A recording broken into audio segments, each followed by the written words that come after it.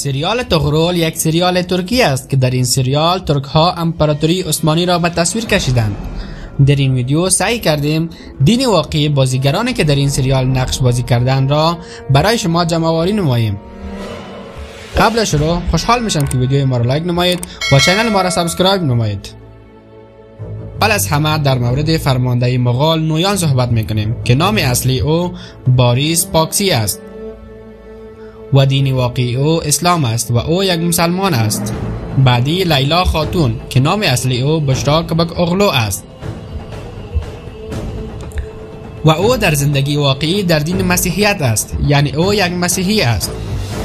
بعدی گندوغدوغ که نام اصلی او خان تسنیر است و در زندگی واقعی دین او اسلام است و او یک مسلمان است. بعدی سوگای خاتون که نام اصلی اش اویا آنستازی است و در دین مسیحیت است، یعنی او یک مسیحی است. بعد از آن فرمانده آلنشاک که نام اصلی او آنجان بن لی است و او در دین اسلام است، یعنی او یک مسلمان است. بعد از آن سعدالدین کوپک که نام اصلی او مراد قریب اغلو است و در زندگی واقعیش در دین اسلام است، یعنی او یک مسلمان است.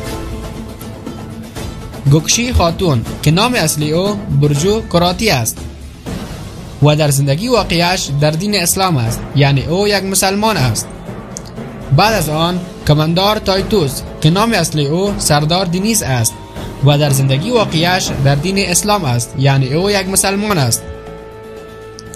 ماریا خاتون که نام اصلیش صدف شاهین است و در زندگی واقعی دین او اسلام است، یعنی او هم یک مسلمان است. بامسی آلپ که نام اصلی او نورالدین سنبز است و در زندگی واقعی دین او اسلام است و او یک مسلمان است.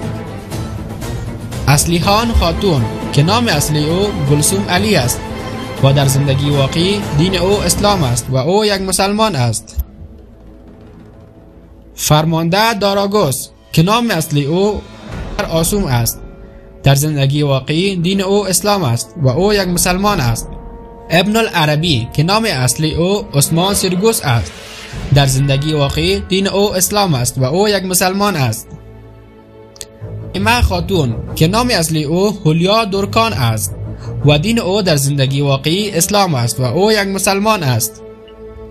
تورگوت آلپ که نام اصلی او چنگیز جوشکان است و دین او در زندگی واقعی اسلام است، یعنی او یک مسلمان است. حلیمه خاتون که نام اصلی او اسرا بلجیک است و دین او در زندگی واقعی اسلام است، یعنی او یک مسلمان است. حفصه خاتون که نام اصلی او برجین عبدالله است و در زندگی واقعی دین او اسلام است و او یک مسلمان است.